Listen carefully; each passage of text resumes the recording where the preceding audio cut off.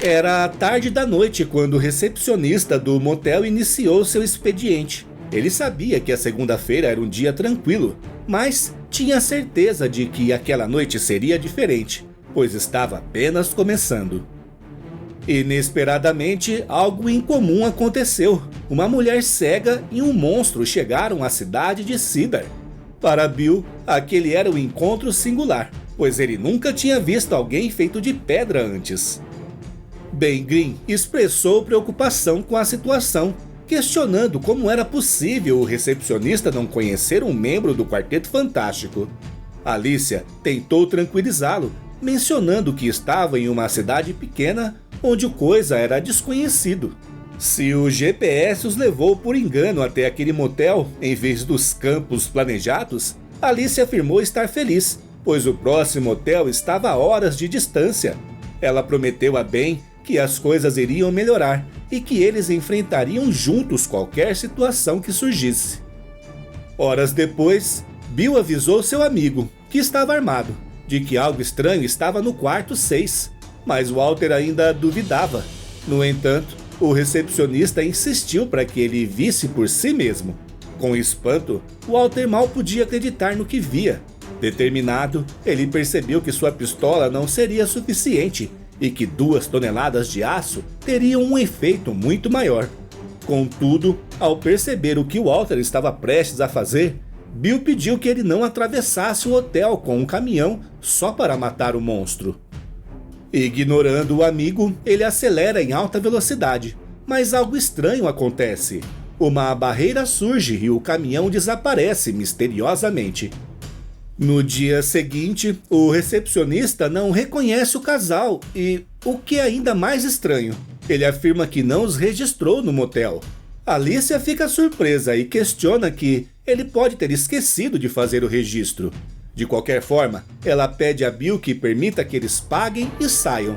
Ele concorda, uma vez que ambos não causaram danos ao invadirem o local, o que deixa o coisa extremamente irritado, pois o homem havia entregado as chaves a eles na noite anterior. No entanto, o herói para de reclamar, quando o recepcionista informa que o valor é de $3, o que surpreende o casal. Lá fora, Alicia considera que o valor tão baixo talvez seja uma oferta especial. De repente, um barulho é ouvido dentro do veículo e, ao verificar, eles descobrem que é um menino brincando de Robin Hood. Alicia pede para ele não ter pressa e aproveitar o tempo para brincar. No entanto, o menino fica apavorado ao ver a aparência de Ben. O menino foge chamando por seu pai, e isso acaba partindo o coração do coisa, pois ele não é um monstro. No entanto, levantar seus braços para o alto e pedir ao garoto para voltar e pegar seus brinquedos também não ajuda muito a melhorar a situação de Ben. Alicia lamenta o ocorrido e sugere que seu marido esqueça tudo e sigam em frente. No entanto, Ben fica triste, pois o garoto se parecia muito com um de seus filhos adotivos, que desapareceu junto com o edifício Baxter. Além disso, ele percebe algo mais estranho, pois a cidade parece ter uma atmosfera antiga. Alicia busca informações sobre a cidade de Cedar na internet e descobre que, supostamente, ela foi fundada em 1865 e passou a ser conhecida como uma cidade fantasma, onde todos os habitantes desapareceram misteriosamente em 1947. Apesar das várias buscas, as autoridades locais nunca os encontraram. A cidade foi abandonada e no final dos anos 70 foi demolida e vendida como terras agrícolas. Ou seja, tanto a cidade quanto as pessoas não deveriam estar ali. À medida que as coisas se tornam cada vez mais estranhas, eles começam a questionar se estão lidando com hologramas, hipnotismo ou até mesmo viagens no tempo.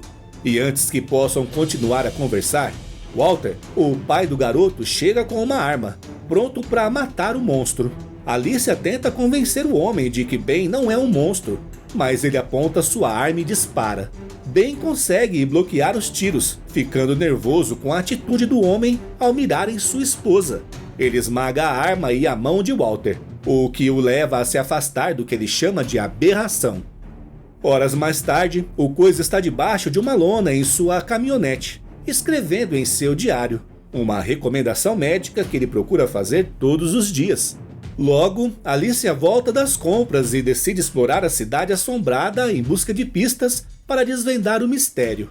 Embora não seja especialista nisso, ela comprou o jornal do dia, o que lhe deu uma pista importante. A data é de 12 de julho de 1947 e tudo indica que estão presos em um loop temporal. No entanto, o Coisa levanta uma importante questão: como Alicia conseguiu usar a internet de seu celular? Mas de repente, o barulho de vários carros chama a atenção do casal. Eles chegaram para caçar a criatura. Alicia implora para que Ben não os machuque, e o herói, como de costume, diz que eles estão implorando por uma boa surra. Ele tira sua esposa de lado e para a caminhonete com seu corpo de pedra. Em seguida, ele parte o carro ao meio e usa as partes como luva de boxe, avançando em direção a eles. No entanto, assim que se aproxima, tudo desaparece, incluindo os sanduíches de Alicia e seu jornal. Nas horas seguintes, Ben e Alicia exploram o local, que está vazio. De repente, às 4 da manhã, o loop temporal recomeça. Alicia decide aproveitar alguns minutos de descanso na caminhonete, enquanto Ben vai buscar café. Lá ele descobre que cada xícara custa 5 centavos de dólar.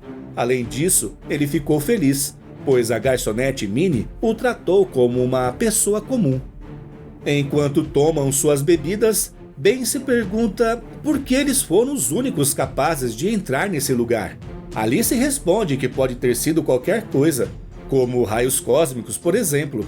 Ela mesma já viajou com o surfista prateado. Assim como o homem que atirou neles pode ser um idiota. De acordo com Alicia, essas pessoas precisam de ajuda, pois ninguém fez nada em 80 anos. Ben concorda. Mesmo que às vezes alguns deles tentem matá-lo, eles precisam agir. A ideia do casal é encontrar uma maneira de quebrar o loop temporal da cidade. Eles começam ligando para a delegacia e relatam uma ameaça de bomba, mencionando que o festival está em perigo. No outro dia, eles mostram dispositivos futurísticos e no outro, uma vitamina que promete dar força de um super-homem. No entanto, nada disso funciona, pois o loop continua ocorrendo todos os dias no mesmo horário. Entretanto, algo positivo ocorreu. Eles conseguiram conhecer todos os membros daquela comunidade, mesmo que logo depois esquecessem deles devido ao reinício constante. E foi nesse momento que algo interessante aconteceu enquanto estavam na taberna. Alice ouviu algo estranho, alguém expressando o desejo de recomeçar tudo novamente. E, mais uma vez, o loop ocorreu. Alicia reconheceu a voz de Sanford e compartilha sua descoberta com Ben, lembrando-se do pobre homem que foi despejado tempos atrás. Ela revela que Sanford expressou o desejo de recomeçar tudo de novo e, em seguida, ocorreu um reset. Ben associa esse fenômeno a uma ogiva nuclear mencionada nos jornais, sugerindo que ele pode ter adquirido poderes sem saber. No entanto, eles percebem que Sanford não especificou os detalhes do recomeço, resultando em repetições constantes. A cada reinício, todas as memórias, incluindo as suas próprias, são apagadas. Na primeira tentativa, Ben abordou Sanford diretamente e explicou-lhe tudo o que ele deveria fazer. Porém, o homem não seguiu o conselho e fez exatamente o oposto. Na segunda tentativa, ele alterou seu desejo, agora querendo reiniciar tudo, mas mantendo suas memórias intactas. Infelizmente, também não funcionou. Sanford prometeu a Ben e Alicia que não faria mais desejos, mas ele não cumpriu sua promessa. Eles tentaram cobrir sua boca, mas sem sucesso. As táticas de assustar e ameaçar também não fizeram Sanford desistir de fazer seus desejos na próxima tentativa. Alicia decidiu falar com Minnie e contar-lhe tudo o que estava acontecendo. No entanto, isso a deixou triste, pois Sanford a manteve como refém. Por isso, ela estava disposta a seguir em frente sem ele. Finalmente, Alicia pensou que talvez eles devessem ajudar Sanford em vez de tentar impedi-lo de fazer seus desejos. Assim, sentaram-se com ele e compartilharam suas próprias experiências passadas, demonstrando que nem todos os relacionamentos eram perfeitos e que era possível superar a dor. Com as palavras do casal, Sanford finalmente compreendeu a importância de Minnie em sua vida, mas reconheceu que precisava aceitar o fim do relacionamento. Ele percebeu que não poderia encontrar a felicidade com outras pessoas se continuasse a evitar seus verdadeiros sentimentos. Ele expressou sua gratidão ao casal pelo que fizeram e se dirigiu para sua casa. Agora, Alicia se questionava se sua intervenção tinha surtido efeito. A resposta só viria à noite, e eles teriam que aguardar para descobrir. Por sorte, Sanford havia compreendido e aceitado que sua jornada com Minnie havia chegado ao fim.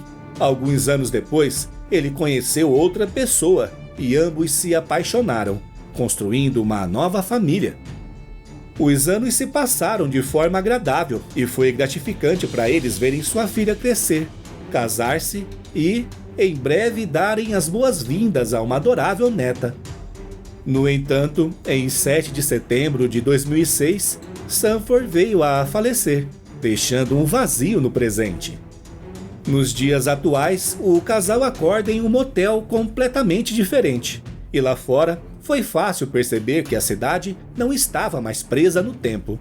À medida que se afastam, Ben questiona se devem procurar e visitar Sanford, mas Alicia acredita que é melhor deixar as coisas como estão. Ela menciona que isso pode significar uma de duas coisas. Sanford pode ter perdido seus poderes sem nem mesmo saber que os tinha, ou ele os manteve, mas decidiu nunca mais usá-los. Ben acha que a segunda opção parece mais plausível, pois uma vida sem arrependimentos é impossível. Depois de algum tempo na estrada, Ben pergunta a sua esposa sobre seu relacionamento com os outros membros do Quarteto Fantástico e compara se é como uma briga de galos. Alicia reflete por um momento e responde que talvez seja assim com Johnny. Apesar da descontração, o Coisa ainda guarda muita raiva pelo que Reed fez em Nova York, e Alicia completa dizendo que compreende seus sentimentos, porque o resto do mundo talvez não perdoará o Quarteto Fantástico tão cedo. Em uma carta emocionada para sua amiga, Jen, a mulher Hulk, Susan Richards expressou saudade dos momentos que passaram juntas e relembrou suas noites de garotas e diversão. Ela tranquilizou Jen, afirmando que as notícias recentes envolvendo seu marido, Reed Richards, não são como parecem, prometendo compartilhar as últimas novidades sobre ele. Sue descreveu Reed como o homem mais inteligente do universo e declarou seu amor por ele. O Senhor Fantástico sente culpa por um evento passado e está sempre procurando por erros que possa ter cometido. Sue o tranquiliza, afirmando que não é culpa dele e que sua família está em segurança. Ela destaca que estão fazendo tudo o que podem para encontrar seus amigos, Ben e Alicia, e ressalta que o dinheiro e o prédio eram meras distrações. A conversa é interrompida por uma garçonete que reconhece os heróis. No mesmo instante, a Mulher Invisível pondera sobre um estranho formigamento relacionado aos seus poderes de reflexão de luz. Ela ainda não compreende completamente sua importância, mas percebe que o formigamento desapareceu quando diversos campos de ilusão se dissiparam, apenas para serem substituídos por algo bem pior, revelando um grupo de Destinobos cercando os heróis. Os Destinobos atacam o casal. Sue questiona como eles apareceram ali, e Reed destaca a importância de ter espaço para agir, enquanto a Mulher Invisível menciona que, mesmo usando gasolina, o motor do Fantastic Car pode gerar um pulso eletromagnético poderoso o suficiente para desativá-los. Reed estende a mão em direção ao carro, mas os Destinobos começam a se acumular em seu braço, tornando difícil para ele alcançá-lo. Porém, os Destinobos recuam e voltam à forma humana quando um policial chega. A garçonete afirma que o Senhor Fantástico e a Mulher Invisível os atacaram sem motivo. Reed tenta explicar que todos presentes são Destinobos, criado pelo Dr. Destino, mas o policial o interrompe e os convida a entrar em sua viatura. Sue concorda em acompanhá-lo, reconhecendo a necessidade de ganhar tempo e evitar um confronto público com as autoridades. O policial reconhece o Quarteto Fantástico e percebe que estão passando por momentos difíceis. Ele compreende que a situação os deixou tensos e lembra de vê-los lutando contra Galactus, acreditando que são boas pessoas. O policial oferece uma solução, deixando-os em um ponto de ônibus e orientando que sigam em frente. No entanto, assim que ele se vai, Sue e Reed decidem investigar o que houve. Eles retornam ao local anterior, agora invisíveis e silenciosos. O Senhor Fantástico nota que ninguém está prestando atenção no Fantasticar, o que é estranho. Do outro lado da rua, as pessoas seguem com suas vidas cotidianas, mas Reed e Sue observam campos de ilusão desaparecendo e reaparecendo. Eles não entendem o que está acontecendo até que avistam uma velhinha em um carrinho de mobilidade. Ambos percebem que tudo gira em torno da velhinha. Parece que depois de uma certa distância eles abandonam sua ilusão. Reed menciona que no restaurante tudo estava bem, até descobrirem suas identidades. Com isso, ele sente a necessidade de se tornarem visíveis novamente só para testar sua teoria. Apesar de habilidade social não ser seu ponto forte, ele acredita que, ao se apresentar como outra pessoa, poderá se comunicar com a senhora. Eles conversam sobre a nova aparência de Reed, e Sue acha impressionante, porém estranha, pedindo que ele tome cuidado. Reed diz que ficará bem e reconhece que os Destinobos são a segunda maior ameaça, logo atrás do próprio Dr. Destino. Ele se aproxima da senhora idosa, pedindo desculpas por interrompê-la, e pergunta se o nome Victor Von Doom significa alguma coisa para ela. Um pouco depois, Reed entra na casa e conversa com a senhora idosa. Ela comenta que não ouve o nome Von Doom há muitos anos, mas compartilha suas experiências passadas com ele. Mary conta que costumava oferecer refeições a Victor, pois ele estava sempre tão focado em seu trabalho que esquecia de comer. Ela lembra também de como ele apreciava sua companhia, já que ela e seu falecido marido nunca tiveram filhos. Victor chegou a prometer que um dia retribuiria sua bondade. No entanto, sem explicações, ele desapareceu sem deixar rastros há décadas, e Mary nunca mais ouviu falar dele. Reed compartilha com a senhora idosa que conhece Victor, e para não dizer que o sujeito se transformou no maior vilão que o mundo já viu, ele diz que Von Doom é notavelmente eficaz na linha de trabalho que escolheu. Ela fica feliz em ouvir isso, e como parte de seu plano, ele revela seu nome completo. Mary aprecia seu nome, o que indica que ela é uma pessoa real e não um Destinobo. No entanto, de alguma forma ela está envolvida nessa situação. Enquanto conversam, Reed conta que precisa atender uma ligação de sua esposa, e eles concordam em se encontrar do lado de fora. O casal discute a possibilidade de que os Destinobos sejam versões antigas, provavelmente os primeiros construídos por Victor Von Doom. Reed destaca a grande quantidade deles na cidade, tornando improvável que Destino tenha construído todos sozinho. Eles teorizam que os Destinobos podem se reproduzir, com um deles sendo inicialmente programado para proteger Mary e criar novos ao longo do tempo. Essa reprodução gradual resultou no deslocamento dos moradores originais, até que toda a cidade fosse ocupada pelos Destinobos. Eles chegam à conclusão que os Destinobos foram programados para esconder sua verdadeira natureza e proporcionar uma vida confortável para a idosa, como Victor havia prometido.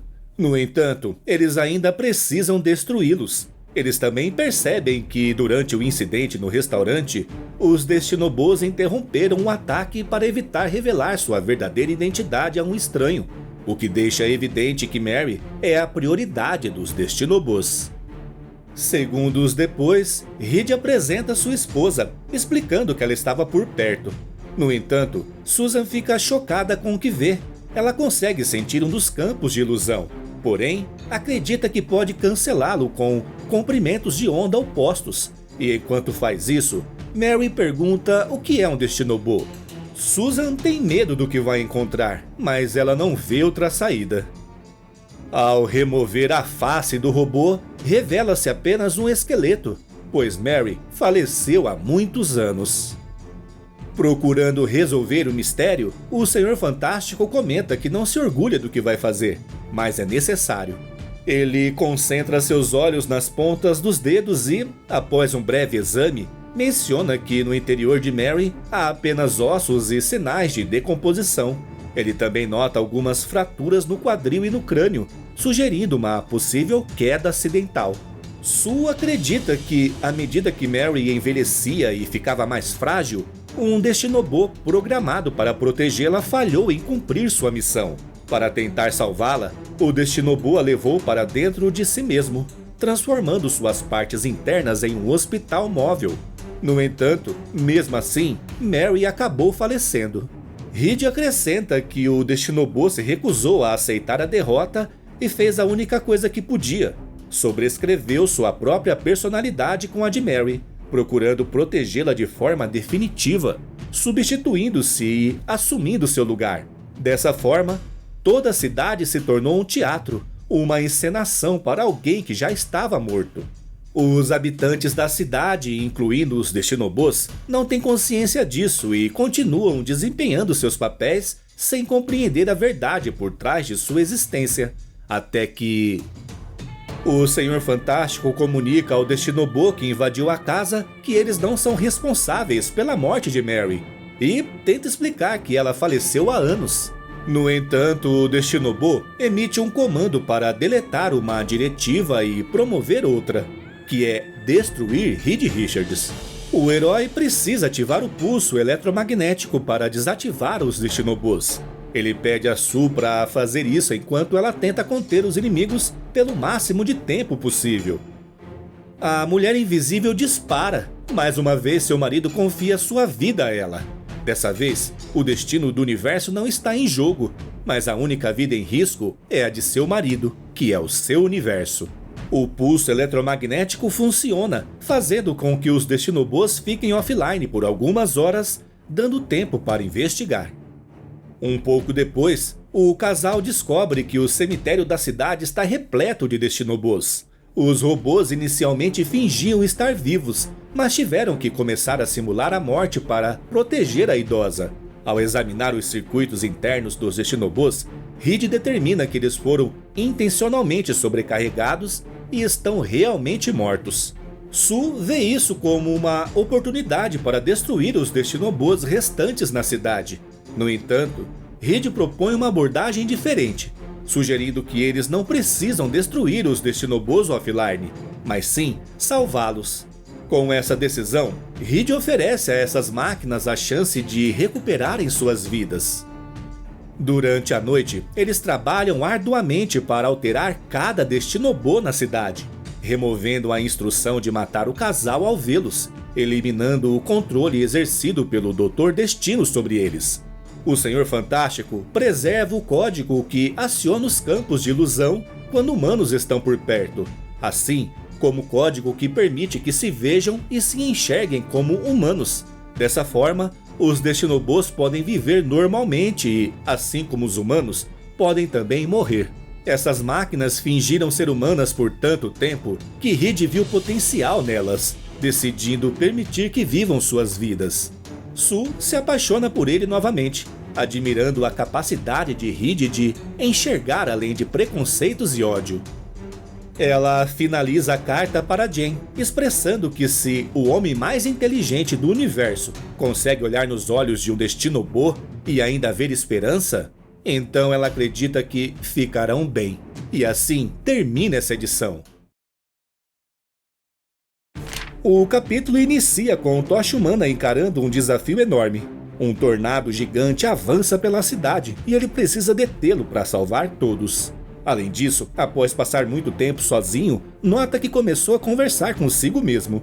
Ele não se considera o membro mais inteligente, forte ou poderoso do Quarteto Fantástico, mas ele tem a certeza de que, pelo menos, é o mais atraente. Ele não é um cientista, mas tem a habilidade de se transformar em chamas. Certa vez, questionou seu cunhado sobre seu trabalho e ouviu uma extensa explicação sobre tornados. Reed explicou que eles se formam quando o ar frio e seco se encontra com o ar quente e úmido. Reed sugeriu que aquecer o ar frio no topo do tornado poderia interrompê-lo.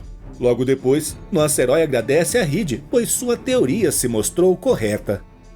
O Tocha Humana comenta que ser herói é ilegal em Nova York. Quem viu o vídeo de Reinado Diabólico aqui no canal sabe o motivo.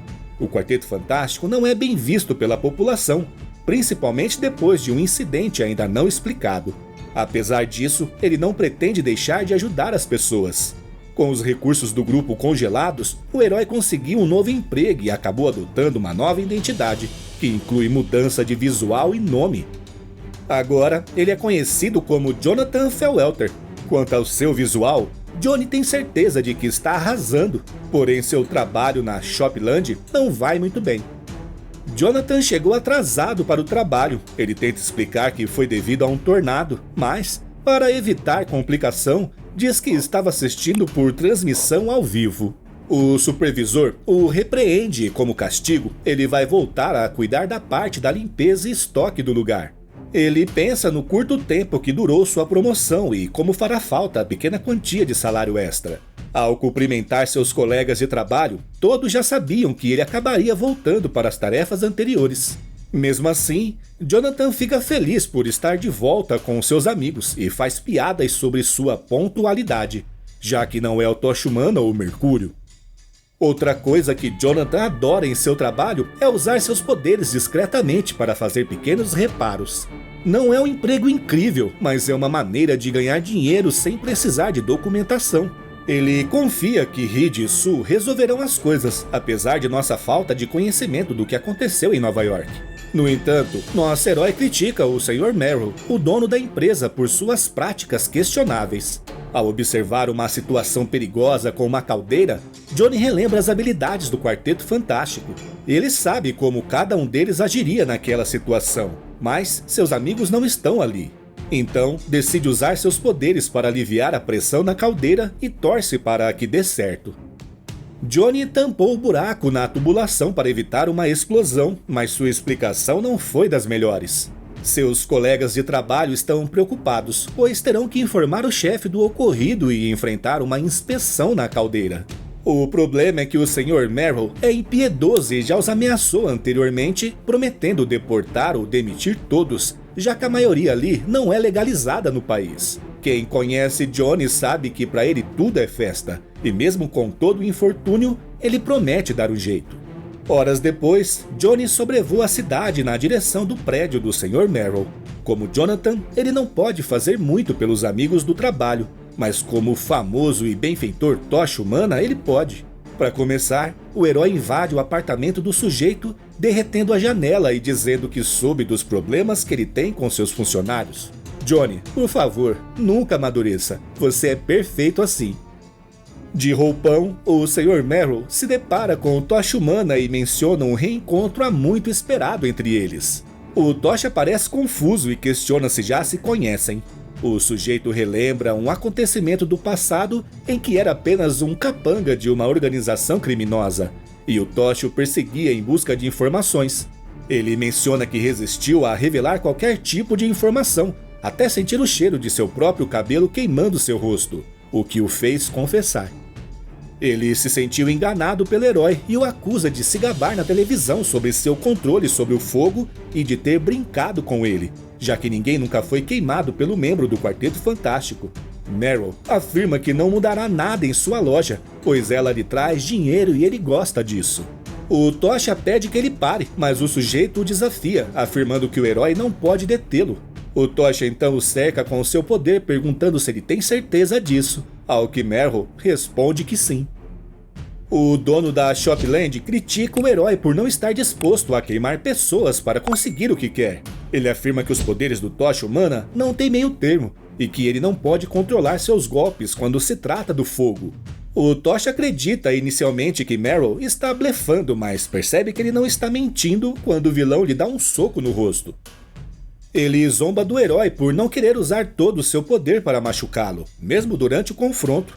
O Sr. Merrill acredita que o Tocha Humana é fraco com seu código moral e afirma que ele não passa de uma pessoa qualquer sem seus poderes sobre o fogo e sua equipe. No final, o Tocha Humana foi derrotado por um cara que nem sabe que bateu em seu próprio funcionário.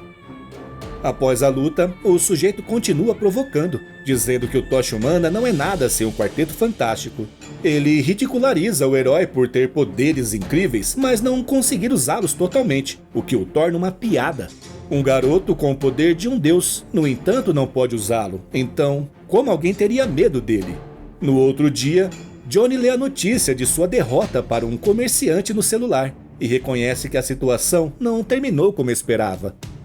No trabalho, Johnny está preocupado, pois foi informado que os salários de todos estão sendo cortados em 10%, além de taxas que Merrill já desconta.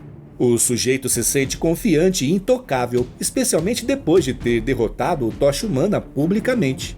Johnny percebe que sua decisão de não ferir as pessoas é uma força, mas seu inimigo encontrou uma maneira de transformá-la em uma fraqueza. Ele se sente impotente para detê-lo sem uma equipe e começa a pensar em formar um time para enfrentar seu patrão. Johnny reúne seus colegas de trabalho e revela que esteve escondendo algo por muito tempo. Ele é o Tocha Humana.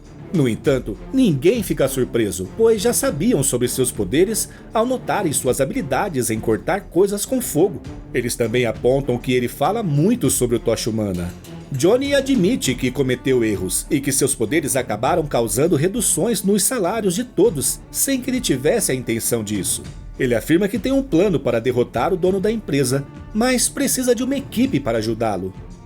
O herói sugere formar uma equipe chamada os 40 Fantásticos. Logo, o grupo entra em ação para enfrentar o patrão ganancioso, com todos eles protestando por melhores condições de trabalho. Merrill fica furioso com a ideia e tenta intimidar os funcionários, dizendo que nenhum deles é insubstituível. Porém, o Tocha surge para confrontá-lo e mostrar seu apoio aos colegas da Shopland. O Tocha Humana traz seu alvo para dentro de um container frigorífico, onde os funcionários o trancam juntos. Merrill ameaça Johnny, pois sabe que ele não pode tocá-lo com suas chamas. No entanto, ele não pretende queimar o sujeito, mas sim privá-lo de oxigênio, até que ele atenda às suas exigências ou desmaie. Segundo Johnny, só agora ele percebeu que não precisa queimar o arrogante dono da empresa para feri-lo. Mais uma vez, Merrill o acusa de blefar e afirma que ele não é nada sem sua equipe, sendo apenas um garoto confuso. Johnny concorda e pede que ele pare. O herói confirma que realmente estava blefando e não iria sufocá-lo. Ele fala que durante um tempo em sua vida essa coisa de ser bom apenas em equipe o incomodava. Mas hoje ele acha incrível trabalhar em grupo e que, às vezes, seu papel é apenas ser uma brilhante e flamejante distração. A princípio, Merrill não se abala garantindo que a polícia está em sua folha de pagamento. No entanto, Johnny acredita que a corrupção eventualmente falhe, pois existem pessoas que não se dobram a tais práticas. Ele salvou o mundo várias vezes e tem amigos no governo que se importam com a justiça. Agora desesperado, o dono da Shopland tenta se aproximar e se queimar para incriminar o herói. Mas Johnny mostra ao seu ganancioso patrão que pode controlar seu poder tranquilamente e que as chamas, quando bem controladas, também podem fazer o bem. Após a queda de seu ex-patrão, a empresa foi adquirida por outra corporação liderada por um dos funcionários. Johnny garantiu que seus colegas mantivessem seus empregos e recebessem um salário justo. No entanto, ele percebe que manter uma vida dupla como herói e trabalhador comum é mais complicado do que imaginava. Ele se pergunta por que o Homem-Aranha não mantém seu traje o tempo todo para evitar problemas. Sempre animado, Johnny se diverte pensando em diferentes identidades secretas que poderia assumir. Então, sua irmã Susan liga para ele e Johnny não para de falar sobre como resolveu a situação com o tornado, graças à teoria de Reed, até que Sue o chama para se juntar a eles e menciona que encontraram Alicia e Ben. Uma grande montanha de pedra que se assemelha à cabeça do Coisa chama a atenção de todos na estrada e faz com que os curiosos parem para ver o que está acontecendo. Com cara de preocupada, Suzy avisa Johnny que algo está muito errado, e assim termina a edição. Segundo Ben Green, quando você pensa que ser atingido por raios cósmicos e se transformar em um monstro de pedra foi a pior coisa que já aconteceu com você, você está errado. Ben afirma que a pior coisa que já aconteceu com ele foi há 5 meses. Ou será que foi agora? Porque é sempre agora. Neste exato momento, a Zona Negativa está lançando uma invasão implacável sobre a Terra, e os membros do Quarteto Fantástico estão enfrentando uma enxurrada de criaturas que lembram insetos. No topo do edifício Baxter, as crianças observam a batalha e ficam com inveja da tia Alicia, que está no meio do combate. Elas falam como derrotariam os monstros da Zona Negativa se estivessem lá. Enquanto isso, lá embaixo, Sue pergunta: "Você fez uma contagem?" Reed responde: "Estimo 1.500 invasores." O Tocha Humana comenta com sarcasmo: "Ótimo, porque saber que aproximadamente 1.500 insetos querem me matar em um único quarteirão da cidade é um grande alívio." E pergunta a seu cunhado se ele tem alguma ideia de por que eles resolveram atacar. Reed explica: "Teoria 1. Eles viram como frustramos seus planos repetidamente e sabem que se nos derrotarem, não haverá nada para impedi-los. E a teoria 2 é que eles não querem nos matar, mas estamos no caminho deles." O Coisa achou engraçado, já que ele sempre fica no caminho dos invasores. Ele também lembrou que as criaturas sempre invadem a Terra na hora da pancadaria e que deveriam olhar no relógio antes de fazer isso. Dessa vez, falando sério, o Coisa disse a Reed que eram eles contra um exército e que isso não parecia sustentável. Reed Richards concordou, afirmando que se não criassem uma nova estratégia em breve, seriam derrotados. 5 meses se passaram e Johnny, em algum lugar de Kentucky, fica chocado com o que vê. Ele pergunta se é o Ben que se transformou em um domo, mas Sue pede que ele não faça piadas. Reed cumprimenta Johnny e nota que ele está mais exposto do que o normal. O Tocha responde que a sunga foi a única coisa à prova de fogo que sobrou, e ele garante que as garotas gostaram de seu novo visual. Agora, Reed volta a falar sobre a situação à frente, questionando se isso realmente é Ben Grimm. Nesse momento, Sue revela que sentiu 2 campos eletromagnéticos leves, indicando possíveis presenças humanas no centro do domo. Todos concordam em começar a investigação imediatamente. Há alguns meses, em meio a uma batalha intensa, o Coisa pediu a Johnny para erguer uma parede de fogo como proteção. Preocupada, Alicia percebeu o desafio que o Quarteto Fantástico enfrentava contra os invasores. Ela tinha suas dúvidas se os punhos de pedra de Ben seriam suficientes para mantê-los a salvo, mas sabia que não tinha outra opção senão confiar na equipe. Enquanto Ben se preparava para atacar com um poste telefônico, Reed usou suas habilidades elásticas para criar algo surpreendente. As crianças assistiam com admiração o instante que o Senhor Fantástico tomou uma decisão crucial, pois Sue não conseguia mais manter o campo de força que continha os invasores. Ele instruiu a Mulher Invisível a liberar os invasores no centro do edifício Baxter e, em seguida, pediu para levá-los para um local seguro no alto. Antes de agir, o líder da equipe perguntou se confiavam nele, e o Coisa respondeu prontamente que sim. Reed então ativou o dispositivo em sua mão, gerando um enigmático clarão que envolveu todo o edifício. Do alto, o grupo de heróis testemunhou uma cena assustadora. Uma cratera gigantesca havia engolido o edifício Baxter e vários outros prédios ao redor, deixando apenas um vazio no meio da selva de concreto. Enquanto o Tocha parecia empolgado, Sue perguntou para onde o prédio foi. Ben notou que não só o prédio, mas a quadra inteira havia desaparecido. Reed garantiu que todos estavam seguros, já que a cidade e os invasores haviam transitado por passagens temporais. Antes que ele pudesse continuar, Johnny pediu uma explicação simples, como se fosse para uma criança de 5 anos. O Senhor Fantástico então explicou que o universo não tem um centro fixo e as posições são relativas. As equações tradicionais de viagem no tempo usam a posição atual como ponto de referência, mas os invasores conheciam essas equações e poderiam se defender contra elas.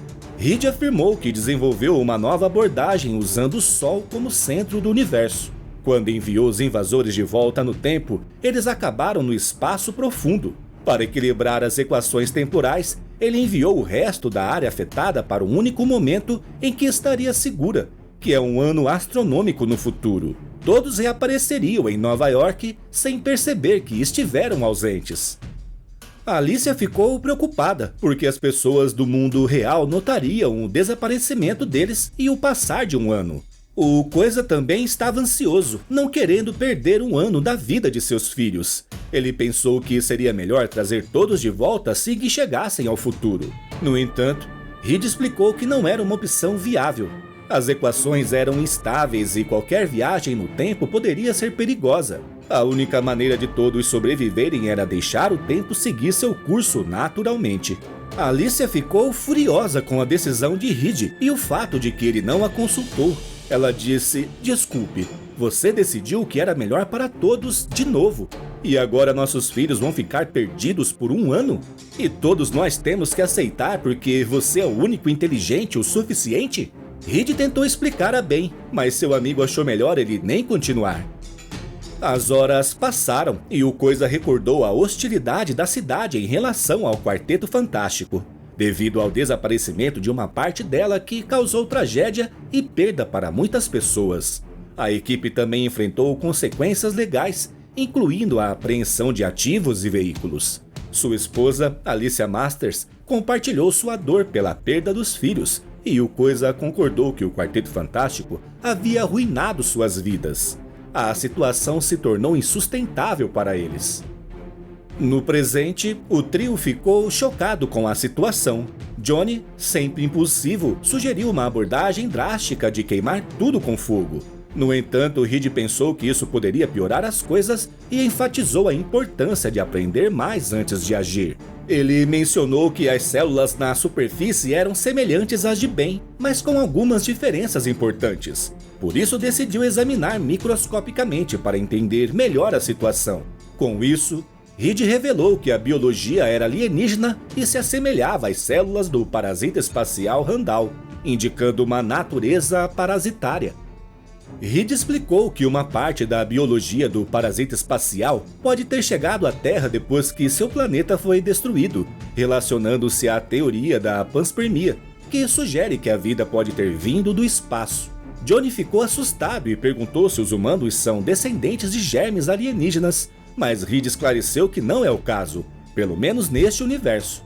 No entanto, ele acreditava que esse fragmento de vida parasitária estava tentando se reconstruir, imitando a vida humana, mas sem inteligência, apenas um instinto de se unir a outras coisas. Eles precisavam impedir isso antes que o parasita consumisse completamente Ben e Alicia. Johnny perguntou se deveriam primeiro libertar seus amigos e depois destruir o parasita. Reed concordou, mas afirmou que antes era necessário preservar uma amostra, pois valorizava toda a forma de vida, mesmo que fosse diferente da deles. Sue levantou a questão de que o parasita estava usando as mentes de seus amigos para distraí-los enquanto se alimentava de seus corpos, sugerindo que isso poderia explicar os campos eletromagnéticos. Reed concordou com ela, mas ainda enfatizou a importância de preservar uma amostra do parasita. Em seguida, ele autorizou Johnny a tentar usar suas chamas para libertar Ben e Alicia, mas o parasita resistiu. Reed instruiu seu cunhado a concentrar suas chamas no resto do organismo, enquanto ele tentava libertar seus amigos. Há 5 meses, testemunhamos a decepção de Alicia com as decisões de Reed, enquanto ela o confrontava, dizendo que ele sempre decidia o que era melhor para todos, mas que eram eles os que tinham que lidar com as consequências. Entretanto, após tantas palavras duras de sua esposa, o Coisa percebeu que agora conseguia ver a tristeza no rosto de Reed. Ele começou a chorar e pediu desculpas, confessando que não conseguiu e que estava perdido. Sue, também chorando, abraçou seu marido para confortá-lo. Diante de uma cena tão sincera, o Coisa afirmou que ninguém era o vilão nesta situação.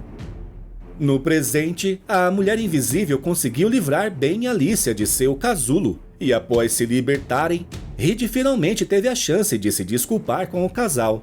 Ele começou dizendo que os últimos meses foram difíceis e que não merecia perdão, mas valorizava a amizade deles e não queria perdê-la. Ele entendia que eles não queriam vê-lo agora e que era responsável por isso. Reed pediu desculpas sinceras e disse que não esperava ser perdoado, mas antes que ele pudesse terminar, o Coisa o interrompeu, chamando-o de borracha, e Alicia lembrou que todos estavam sofrendo. Ben abraça seus amigos e diz que já não podem mais culpar Reed pelo que aconteceu, enquanto o Tocha Humana queima tudo ao seu redor. Agora que tudo ficou bem, o Coisa disse que o parasita o fez sentir o quão fortes são seus sentimentos pela cidade de Nova York e por Reed.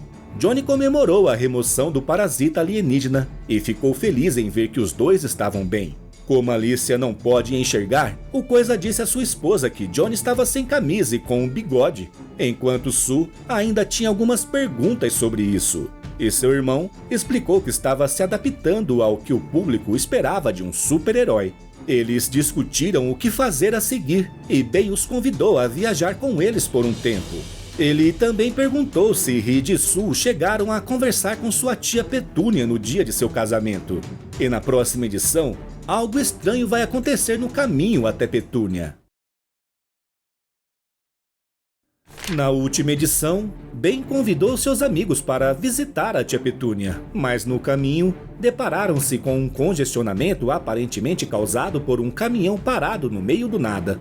Enquanto Coisa se propôs a ajudar, Sue decidiu investigar, no mesmo instante em que Johnny e Ben consideraram a possibilidade de um almoço improvisado. Porém, a descoberta de Sue interrompeu qualquer plano imediato, revelando a verdadeira causa do problema. Sue logo notou que não era um caminhão parado e de repente um homem voador surgiu, ameaçando sua família. Ele se apresentou como Nicholas Scratch, o supremo feiticeiro, e estava acompanhado de seus leais seguidores, os 7 de Salem. Reed expressou sua aversão à magia, desencadeando memórias do passado entre o grupo. Alicia lembrou que eles haviam enviado o sujeito para outra dimensão anteriormente, e Sue reforçou o feito ao mencionar como frustraram sua tentativa de assumir o controle de Nova Salem. Johnny se lembrou dos filhos de Nicholas, destacando o poder de Hydron, o manipulador da água. Durante a interação, Johnny fez piadas, o que irritou a criatura que o ameaçou em resposta. No meio disso tudo, Nicholas Scratch revelou que seu único desejo era que seus filhos testemunhassem a situação. Enquanto eram suspensos no ar pelos poderes do vilão, Reed questionou a escolha de palavras de Nicholas, que prontamente esclareceu que era a vingança do pai deles se concretizando. Desesperada para ajudar, Sue afirmou que estava fazendo o possível para interromper o acontecimento, e Reed, mais uma vez, reiterou sua aversão pela magia. Assim que tudo voltou ao normal e o Coisa e Reed começaram a cair, Sue teve problemas para localizar o vilão devido ao ambiente caótico. Johnny notou que o feitiço havia falhado, enquanto Coisa desafiou Nicholas Scratch. Quando Johnny tentou atacar, Hydron lembrou a eles sobre a proteção que possuíam. Sem outra opção, Nicholas convocou seus seguidores para retornarem à dimensão sombria, escapando tranquilamente por um portal, deixando o Quarteto Fantástico para trás. Enquanto o tráfego se intensificava, os motoristas ficaram cada vez mais irritados, culpando o grupo por atrapalhar o fluxo. Sue aconselhou Johnny a ignorá-los e questionou a motivação do vilão, considerando que obstruir o trânsito era abaixo de suas ambições anteriores.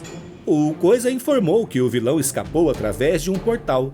No entanto, Reed notou a tranquilidade no comportamento de Scratch, sugerindo que eles deveriam ficar atentos a possíveis eventos futuros. Com a situação resolvida, restou ao grupo almoçar. Pouco depois, no parque, o grupo se divertia conversando e desfrutando de um lanche. O Coisa falava sobre seu incrível metabolismo que o permitia comer de tudo, enquanto Alicia brincava sobre seu apetite voraz. Porém, as barrigas de todos roncaram, indicando que o lanche talvez não estivesse caindo bem. Rapidamente, eles correram para o banheiro. Após deixarem o local, Ben relatou a Alicia como Reed quebrou a regra de silêncio no banheiro ao compartilhar sua teoria sobre os efeitos de Scratch. Reed explicou que todos tiveram problemas com a comida, exceto Alicia, embora todos tivessem comido no mesmo local. Ele suspeitou que Scratch usou a dimensão sombria para girá-los, pois a distorção mágica não deveria afetar a digestão. Reed elaborou sua teoria, sugerindo que Scratch possa ter manipulado uma quarta dimensão, utilizando a capacidade de acessar planos mais elevados do espaço-tempo. o que causou a alteração física e digestiva que estavam experimentando. Enquanto discutiam as alterações em seus corpos, Reed explicou que, embora tenham sido girados para uma dimensão inacessível, o efeito foi mínimo, resultando na inversão da simetria das moléculas essenciais de suas vidas. Ele detalhou a teoria de que a vida espelhada poderia ser possível, embora nunca tivesse sido confirmada antes.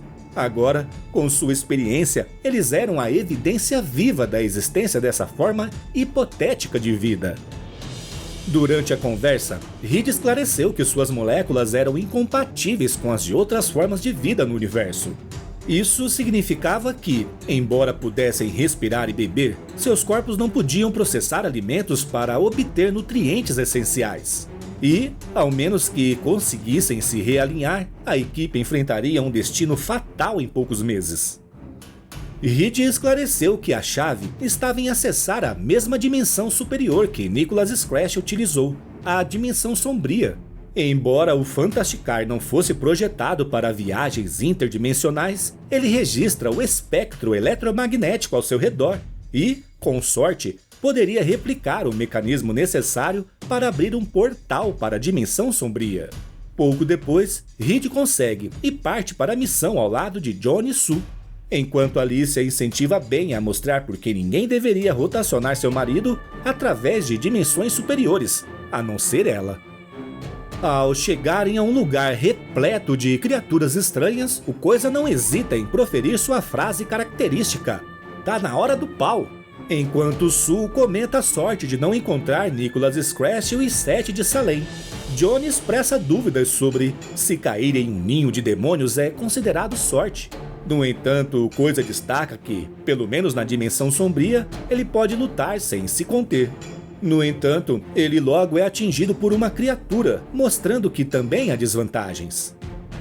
O Coisa agradece a Sue por tê-lo resgatado com seu campo de força, brincando que suas roupas não são trajes de banho. Ele pergunta se eles têm um plano. Sue responde que o objetivo é defender Reed e ganhar tempo enquanto ele tenta descobrir como trazê-los de volta.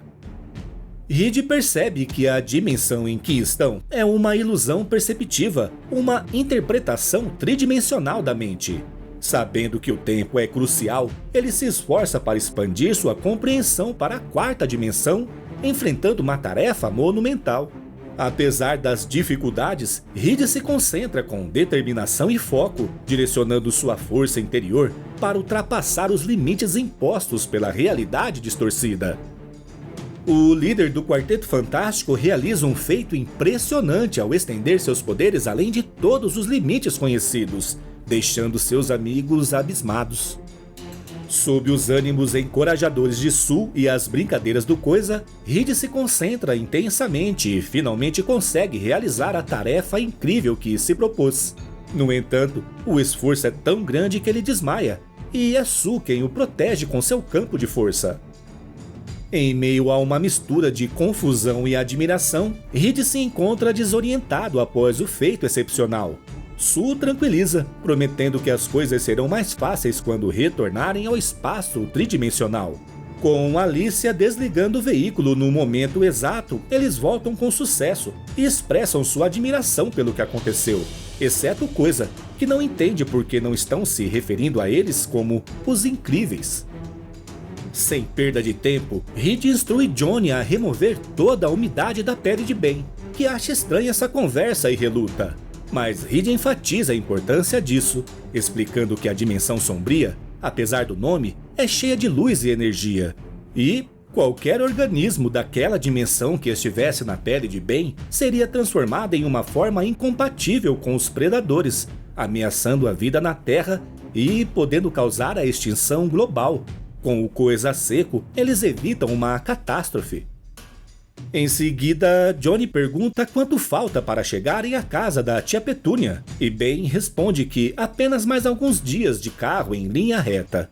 Enquanto isso, uma pomba pousa sobre um líquido deixado por eles, pronta para espalhar o que quer que tenha absorvido. E assim, a história chega ao fim. O capítulo se inicia às 4 horas da manhã, em um quarto de motel. onde os membros da equipe descansam antes de seguir viagem até a casa da tia de Ben Green. Johnny desperta o grupo com uma notícia que capturou sua atenção. Um surto de algas ameaça banhistas em um lago na região. Às 5 horas, o quarteto já está na estrada, discutindo a probabilidade de as algas estarem infectadas com as bactérias espelhadas da dimensão negra que enfrentaram na edição passada. Às 6 horas, ao chegarem no local, Sue percebe que já é tarde demais. Ao se depararem com um lago de água verde, Ben observa a cor peculiar e comenta com Alicia. A placa de aviso indica que o lugar foi fechado pelo Departamento de Saúde Pública. Reed examina a água e conclui que a luminosidade intensa impede a observação direta dos aminoácidos, mas todos os indícios apontam para a presença de cianobactérias fotossintéticas, agora espelhadas. A bactéria viu um mundo acolhedor e, sem um inimigo natural, ela busca consumir o planeta. Mesmo assim, Johnny não pensa em desistir e perder para uma bactéria, até porque pesa sua consciência. Ele foi responsável por esterilizar o Coisa, também na edição passada, lembram? Sue mostra otimismo, afirmando que, mesmo com o lago infectado, eles ainda podem tentar purificá-lo antes que a bactéria se espalhe. Assim, o grupo decide enfrentar a situação e salvar o mundo. Ben resgata as tartarugas no fundo do lago, enquanto Reed cuida dos peixes, organizando-os em uma redoma criada por Sue. Johnny, utilizando seus poderes flamejantes, posiciona-se para secar as criaturas do lago a pedido de sua irmã, assegurando que o processo seja ágil e eficiente para esterilizar a água antes de elevá-la cuidadosamente abaixo do ponto de ebulição. Reed elogia Jonathan pela execução perfeita e pede que agora ele reduza a temperatura do lago para níveis habitáveis. Johnny, desativando suas chamas, comenta se Sue lembrava de sua capacidade de absorver o calor das coisas. Uma vez que a água voltou ao normal, ele devolve a vida a todas as criaturas marinhas. Alicia, com seu dispositivo, avalia o tempo gasto, revelando que fizeram o trabalho em 2 minutos e 39 segundos. Reed, frustrado, percebe que são demasiado lentos para conter a propagação da bactéria espelhada, já que a infecção aumenta rapidamente, tornando o processo ineficaz diante da rápida disseminação da bactéria. O cientista conclui lamentando que a abordagem não funcionará. A surpresa domina o olhar de todos ao se voltarem para Reed. Ben, inquieto, destaca a necessidade de resolver o problema. Alicia concorda, sugerindo que há algo que podem fazer, como usar o campo de força de Sue para pegar as bactérias. Mas a mulher invisível explica que conseguiria capturar apenas a gosma da superfície, deixando milhares para se reproduzir de novo. A irritação do Coisa é evidente ao questionar como 4 super-heróis poderosos não conseguem lidar com uma pequena bactéria assassina. Reed concorda com a frustração de Ben, mas lembra que enfrentar a bactéria espelhada não é algo que possam resolver com socos ou raciocínio lógico. A situação exige uma abordagem diferente. Reed, imerso em pensamentos, explora várias ideias, enquanto Johnny, sempre impulsivo, propõe uma solução aparentemente genial. Já que a bactéria se alimenta de luz, ele sugere que sua irmã torne o sol invisível pelo tempo necessário para matar a bactéria de fome. No entanto, ele mesmo percebe as consequências desastrosas dessa ideia, já que a Terra acabaria congelando e mataria outras bactérias boas também. Mas não é bem assim. Surpreendentemente, Reed enxerga um potencial na sugestão de Johnny. Johnny, cauteloso, alerta Reed sobre não usar suas habilidades de criador excessivamente. Reed, entretanto, elabora um plano para desligar brevemente o Sol, privando a bactéria de luz sem causar um congelamento planetário. Apesar das possíveis repercussões globais e da já delicada reputação da equipe, a ideia é considerada como uma possível solução. A estratégia consiste em apagar temporariamente apenas alguns estados, eliminando a alga afetada e possibilitando a reintrodução de bactérias saudáveis. Alicia levanta a questão se Sue pode manter sua habilidade contra o Sol por 3 dias seguidos, enquanto Sue não vê outra saída a não ser tentar. O problema maior é que Sue precisaria observar toda a área para ver o que está fazendo. É aí que Alicia propõe que usem o Fantasticarro desde que ele seja hermeticamente fechado. Reed acha que é uma boa ideia. O veículo tem reservas de ar comprimido para uma semana. Porém, ele não pode voar usando gasolina. Johnny responde que não será necessário. Ele pode levar o veículo até a órbita e fazer companhia à sua irmã por esses 3 dias. Sue acha tudo perfeito e encarrega Alicia, por sua habilidade com pessoas, de convencer todo mundo do plano. Também porque a escuridão não irá lhe incomodar. Com um entusiasmado decolar, o Tocha Humana lança o carro para o espaço. Enquanto observam a dupla partir, Ben destaca que também tem habilidade com pessoas, e Alicia o manda ficar quieto. Lá no céu, o Tocha Humana tem dúvidas sobre se vão aceitar a ideia. E Sue, confiante, destaca que Ben, Alicia e Reed sempre encontram uma solução. No mesmo instante, na Terra, Ben questiona se todos ficarão bem com a surpreendente proposta de desligar o Sol por 3 dias. Reed acredita que, ao esclarecer a situação, todos perceberão racionalmente que é a única opção viável. Alicia procura na internet um evento público mais próximo sendo transmitido. Um pouco depois, um senador faz um discurso para um pequeno público na ensolarada manhã de Kansas, anunciando a abertura oficial de uma nova biblioteca. Enquanto o senador fala, Alicia Masters se aproxima e aproveita o momento para informar a todos sobre a ameaça às bases da cadeia alimentar da Terra devido a um crescimento de algas espelhadas. Uma jornalista mostra muita preocupação sobre o Quarteto Fantástico mexer com o Sol após os eventos em Nova York. Alicia esclarece que não é o Sol, mas apenas seus raios, e apenas a Dra. Storm e Johnny estão envolvidos. Ben e o Dr. Richards estão com ela para ajudar, porque Sue está fazendo a transição inicial lentamente para evitar acidentes causados pela escuridão instantânea. Horas depois, Johnny e Sue passam o tempo em órbita jogando. Durante o jogo, eles mostram saudade um do outro e dos outros membros do Quarteto Fantástico. Nesse instante, Sue começa a sangrar pelo nariz. Ela nunca tinha mantido seus poderes por tanto tempo. É como um músculo que está sendo treinado pela primeira vez.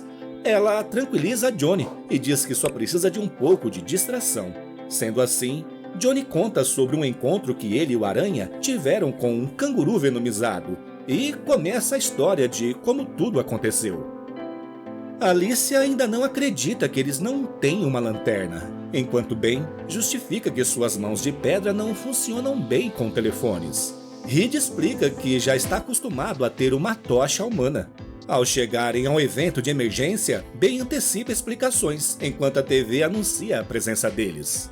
Enquanto isso, na órbita, Sue tem 8 horas para descansar, já que a área está sob escuridão natural. Ela brinca sobre a tentação de adormecer ali mesmo, mas precisa manter a bolha de ar pressurizada em volta deles, lembrando seu irmão da necessidade de continuar sendo distraída por suas histórias. As horas se passam e chegamos ao segundo dia. Agora, Johnny está lendo um livro para ela. Porém, sem deixar de pensar se os outros lá embaixo têm a situação sob controle. Sue promete que tudo vai ficar bem, mas Johnny começa a duvidar da situação, e ele não está errado. Devido à escuridão, vilões procuram se aproveitar da situação, como Otto Octavius, que agora luta contra o Coisa e o Senhor Fantástico em um estádio. Mas Reed tem um plano para vencer o vilão. Na órbita, Sue começa a refletir sobre o quão longe o Quarteto Fantástico chegou. Primeiro salvando uma cidade e em seguida acabaram salvando o multiverso. No entanto, ela sabe que Reed se preocupa com tudo, sempre evitando uma falha catastrófica completa. Sue também revela a razão pela qual Reed raspou novamente a barba. Foi porque novos fios brancos começaram a aparecer. De volta à Terra, Alicia apaga as luzes do estádio durante o embate com o Dr. Octopus. Ela destaca a habilidade de Reed em esticar-se silenciosamente e a mão pesada de seu marido para derrotar Octopus. Na órbita, Sue continua conversando com Johnny. Apesar de tudo o que aconteceu, ela consegue ver o lado bom da situação. Eles tiveram um breve descanso de serem heróis, sem o peso do destino do universo sobre seus ombros. Mesmo com a cansativa missão de deixar milhares de quilômetros de luz solar invisíveis, ela agradece por poder ter passado tanto tempo junto ao Cabeça de Fósforo. Johnny também expressa sua gratidão, mas ainda está preocupado com Reed. No terceiro dia de escuridão, os integrantes do Quarteto Fantástico enfrentam protestos hostis. Apesar das acusações, Reed e o Coisa mantêm a calma, porque, de acordo com o Senhor Fantástico, a escuridão deve acabar nesse exato momento. Quando o céu finalmente clareia, a multidão desiste das placas de protesto, reconhecendo o sucesso da equipe, mas pede que eles não repitam mais isso. No espaço, Sue e Johnny celebram o sucesso da difícil tarefa. Horas depois, eles retornam à Terra com a esperança de se reunir com a equipe.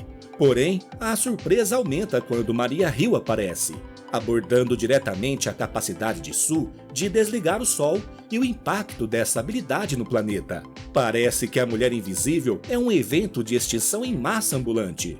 A situação se torna ainda mais complexa quando Maria revela que outros compartilham a preocupação com o poder destrutivo de Sue.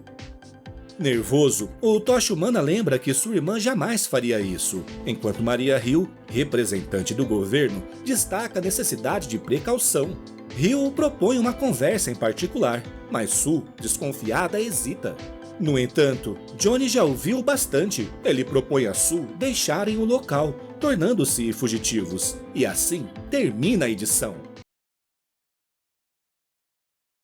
Johnny e Sue estão fugindo incansavelmente dos agentes liderados por Maria Hill, a atual diretora da CIA. Ao acelerarem o Fantasticar, se afastam o suficiente para que Sue os torne invisíveis. Agora fora de perigo, os irmãos Storm se comunicam com Reed, planejando um encontro seguro na casa da tia Petúnia, onde poderão discutir os próximos passos. Algumas horas depois, todos chegam ao local combinado, uma antiga fazenda, onde está localizado a casa da tia Petúnia. Ben começa a sentir uma leve nostalgia, pois já fazia muito tempo desde sua última visita. Ele saúda Petúnia, agradecendo por recebê-los. A senhora, entusiasmada, expressa alegria por tê-los ali e pede para que todos se sintam em casa e insiste para que a chamem de Tia Petúnia, considerando todos como parte da família. Enquanto se instalam, Petúnia brinca sobre o pó e pergunta se Ben avisou sobre o fantasma da casa, assegurando que não será um problema para o grupo recém-chegado. Um pouco depois, Johnny está sentado confortavelmente em uma cadeira, elogiando o local, enquanto Ben revela a história da casa construída por sua tataravó. Johnny ainda não esqueceu o conto do tal fantasma da casa, mas Reed não acredita neles. Para ele, sempre há uma maneira científica de explicá-los. Johnny pergunta o que ele tem a dizer sobre o motoqueiro fantasma, e Reed explica que ele é um homem vivo que só parece um fantasma. Em seguida, Petúnia e os outros descem do segundo andar. Ela mostrou a Alicia toda a casa e agora se despede, desejando que tenham uma boa noite. Além disso, promete voltar para o café da manhã no dia seguinte. Assim que a tia Petúnia deixa a sala, uma disputa se desenrola entre Johnny e Ben pelo quarto maior, cada um reivindicando-o como seu. A rivalidade entre eles cresce até que Sue intervém, criando um campo de força no corredor. Naquela noite, tudo parecia normal, até uma mão fantasmagórica se aproximar do rosto de Reed enquanto dormia. No entanto, pela manhã, todos estavam reunidos à mesa para o café da manhã, indicando que aparentemente nada grave acontecera. Entretanto, as coisas começaram a ficar um tanto estranhas quando Reed serviu café para sua esposa. Em meio às suas tentativas de descrever a bebida com palavras complexas, Reed teve um pequeno tropeço verbal, revelando um lado mais humano. Enquanto Ben tira sarro do erro do gênio, ele se prepara para fazer um convite junto com Alicia, propondo que todos fiquem juntos na casa enquanto o edifício Baxter não retorna, transformando a fazenda no novo quartel-general. Johnny é a favor de ficarem, e Ben logo faz questão de lembrar a todos que há muito trabalho a ser feito na casa, desde pintar as paredes até consertar o telhado. Um pouco mais tarde, Johnny e Reed já se dedicavam às tarefas da casa. A dupla escolheu trabalhar no telhado por saber que ele não aguentaria o peso de Ben. Reed observa a coincidência de ambos terem tido problemas com palavras durante o café da manhã e sugere que aproveitem para expandir seus vocabulários enquanto trabalham. E Johnny, mais interessado na tarefa, pede a Reed para deixar a aula de vocabulário para depois, dizendo que todo mundo esquece palavras de vez em quando. Depois de uma tarde dedicada ao trabalho, Ben exibe com orgulho o novo telhado sobre a casa. Enquanto isso, Sue e Alicia completam a pintura do interior. Em meio à descontração, todos notam uma peculiar dificuldade em encontrar as palavras certas durante a conversa. Intrigado, Reed propõe um experimento, introduzindo um objeto na sala e desafiando cada um a nomeá-lo.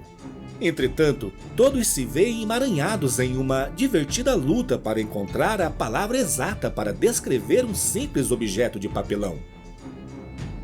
Enquanto dedicam-se às melhorias na casa, Reed faz uma descoberta inquietante. A equipe começa a experimentar lapsos de memória, esquecendo palavras de maneira acelerada. A situação se torna ainda mais alarmante quando Reed percebe que não estão apenas esquecendo termos obscuros, mas elementos fundamentais da linguagem. Ele destaca que, apesar de todos terem plena consciência de que o alfabeto possui 26 letras, só conseguem recordar 25 delas. Ben sugere que isso pode estar relacionado com a rotação dimensional, mas Reed não tem certeza e, por enquanto, propõe usar os sensores do Fantasticar para investigar. Enquanto aguardam os resultados, decidem monitorar a situação cantando o alfabeto. Contudo, o temor aumenta quando percebem que mais letras estão desaparecendo, afetando cada vez mais a capacidade de se expressarem. Enquanto todos no grupo tentam entender a misteriosa perda de palavras e letras, Alicia percebe que está esquecendo até mesmo o próprio nome. Reed trabalha freneticamente para encontrar uma solução, mas as palavras estão se dissolvendo de suas mentes. Enquanto isso, Johnny, que ilumina o ambiente, é surpreendido por um fantasma. Johnny tenta atacar o fantasma com fogo, mas não obtém sucesso. Enquanto isso, as letras continuam a escorregar de suas mentes, prejudicando sua capacidade de formar palavras. Agora, incapazes de se comunicar efetivamente, eles percebem que, sem linguagem, sua capacidade de lutar como equipe está comprometida, tornando a situação cada vez mais desesperadora. Porém, 3 letras persistem: o O, o M e o D. Apesar da limitação, elas são suficientes para formar uma única palavra que ressoa como um anúncio sombrio de seu destino iminente. É a palavra que marca sua derrota, agravando ainda mais a situação. O fantasma, de maneira astuta, atrai a equipe para dentro da velha casa, lançando uma sombra sobre o que está por vir. Aquelas 3 letras são suficientes para os membros do Quarteto Fantástico mencionarem o nome de seu pior inimigo. Enquanto o fantasma de destino se dissipa, ele assume o controle total e os membros do grupo não se moverão nem falarão, mas ouvirão. O Dr. Destino revela-se como o autor por trás do caos, discutindo a música e sua busca pela grandiosidade. Desconsiderando as preocupações do grupo, Destino desativa suas defesas e, com um toque sutil, deixa Reed, o maior de todos os tolos, inconsciente. Dr. Destino, com sagacidade, revela que observava os passos do Quarteto Fantástico, identificando sua vulnerabilidade. Ainda assim, Destino não acreditava que Richards poderia ter perdido um quarteirão inteiro com seus próprios filhos. Certamente, o Quarteto Fantástico não seria reduzido a mendigos. Ele acreditava que Reed estava tramando algo, e Destino não cai em armadilhas. Então, ele observou e esperou. Contudo, quando a jogada desesperada da Dr. Storm de bloquear o Sol o convenceu de que estavam tropeçando na extinção global, e por acidente, ele viu que ninguém poderia fingir esse nível de incompetência. O vilão comunica que agora eles podem se mover e falar, e logo relembra Susan de que seu campo de força não pode penetrar em sua armadura, restando ao Coisa tentar derrubar Destino, mas de nada adianta. Ele construiu um fantasma, um ser de ciência e magia, para introduzir nanorobôs em seus corpos. Sendo assim, os punhos de bem não são nada contra o poder de Destino. E quanto a Richards... Com uma série de socos, ele atinge Reed com violência e com seus poderes acaba arremessando o Senhor Fantástico para fora da casa. Green questiona por que Destino os perseguiu e interferiu em suas mentes, acusando-o de aproveitar da situação. Destino revela que está ali não para se vangloriar, mas para corrigir as falhas de Richards em proteger Valéria. Ele jura protegê-la e confronta Reed por tirar um ano de sua vida. Apesar das preocupações de Sue, Destino não veio para se vingar. Veio fazer o que é impossível para Reed: salvar Valéria. Reed fica desesperada ao explicar que ele não pode interferir, pois a técnica que inventou não é estável e uma viagem no tempo pode acabar com tudo. Mas Destino, ciente das limitações, propõe transcender tais barreiras. Reed argumenta sobre os riscos, mencionando a possibilidade das crianças chegarem a locais perigosos. Destino, impaciente, rejeita as preocupações, destacando que apenas ele pode ter sucesso onde seu inimigo falhou. A angústia toma conta de Reed ao perceber que podem perder as crianças. Voltando no tempo, Destino revela seu plano, que foi aparecer em um ponto na batalha anterior ao momento em que Reed decidiu mover toda a quadra, incluindo o edifício Baxter e seus filhos. Em vez de consertar o dispositivo de Richards, o monarca decide torná-lo desnecessário ao virar o jogo por conta própria. Sue avista o Dr. Destino no campo de batalha, o que surpreende a todos. Reed questiona sua presença e a razão, porém ele propõe uma ação rápida, perguntando se podem confiar nele. O Coisa concorda, considerando que ele tenha um bom plano para derrotar a Zona Negativa e Destino simultaneamente.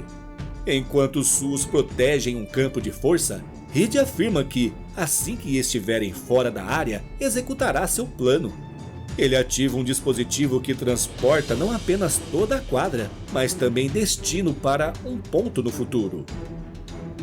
Destino falhou e, de repente, surge no espaço, o que só confirma que Reed é um tolo, já que acabou aprisionando sua família no tempo. Mesmo assim, Destino não se abala, pois acredita que pode simplesmente voltar no tempo e fazer melhor. Nesta batalha, nada importa, até mesmo o aniquilador é insignificante. Destino se move rapidamente para retirar o controle das mãos de Reed. Uma vez que ele o tem, Victor o destrói, e é aqui que o Senhor Fantástico revela que, se o controle for destruído, a máquina se ativa automaticamente, e o plano de Doom falha mais uma vez. Em outra tentativa, Destino age de maneira diferente e vai diretamente atrás da filha de Reed e Sue. As crianças falavam meios de derrotar as criaturas da Zona Negativa, quando Valéria percebe a chegada de Destino, que agarra sua mão, insistindo que devem partir, mas ela não quer deixar sua família para trás. Além disso, os filhos de bem chamam o Quarteto Fantástico, e quando eles chegam, reativam o dispositivo e os planos do vilão falham novamente. Ao tentar salvar apenas Valéria, Destino é constantemente impedido por Reed. Ele tenta eliminá-lo da equação, mas sua esposa, o cunhado e o melhor amigo sempre apertam o controle. Destino acha que a situação é insuportável. O problema é óbvio, avalia Destino, considerando que o mundo está irremediavelmente em um estado fatal, com qualquer mudança sendo inútil diante de sua configuração final inevitável. Então, para salvar Valéria, o vilão decide voltar à Guerra do Acerto de Contas e explorar diferentes desdobramentos. No entanto, não importa o que ele tente ou melhore, Valéria é perdida junto com a Terra e toda a galáxia. A escolha é difícil. Se Destino ou ambos sobreviverem, a Zona Negativa ainda invadirá a Terra. Nenhuma linha do tempo melhora, todas pioram, deixando a situação intolerável.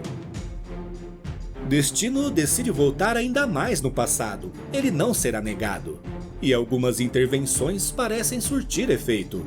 Mas ao retornar ao presente, o mundo está pior do que quando partiu. Valéria sofre, morrendo inúmeras vezes, e o planeta encara seu fim repetidamente.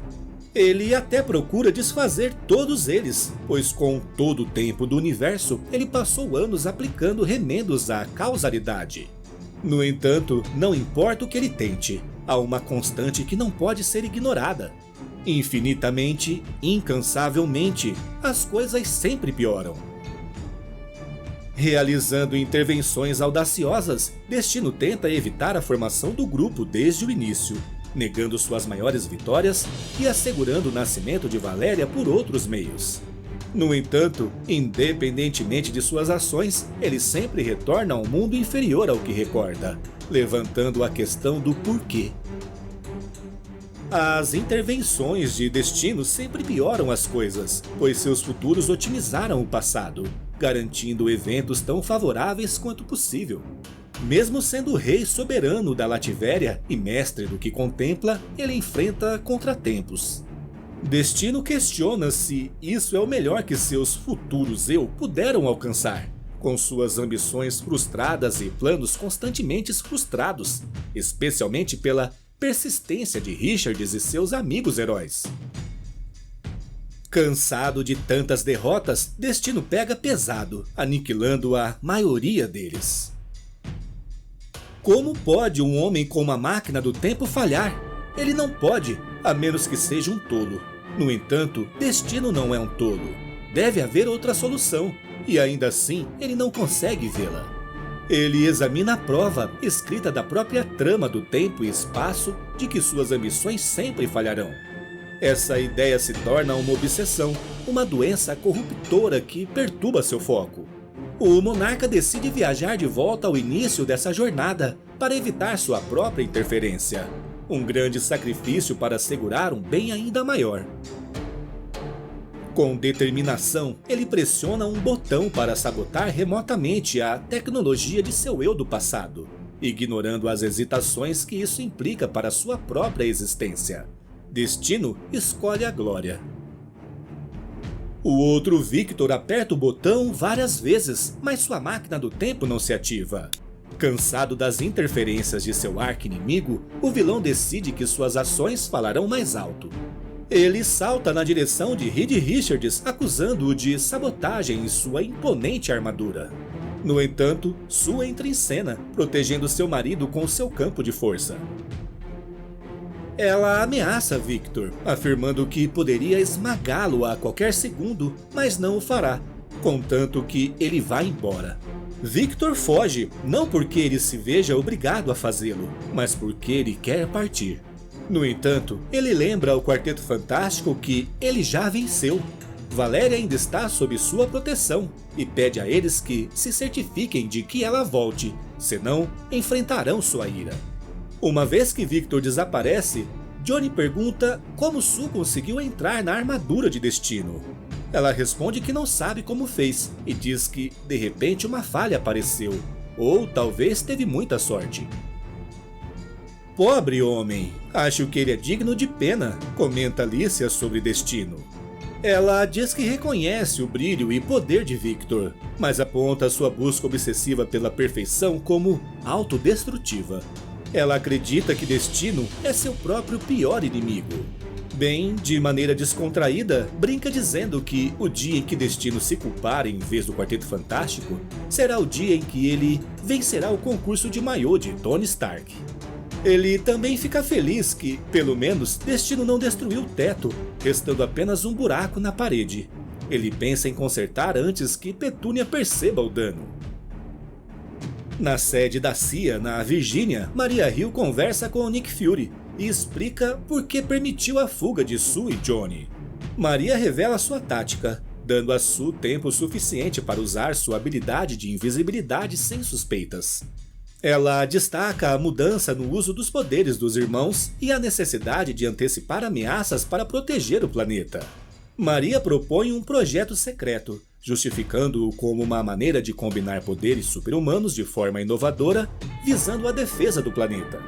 Nick questiona se isso está dentro da escala da CIA, e Maria responde que é óbvio que não.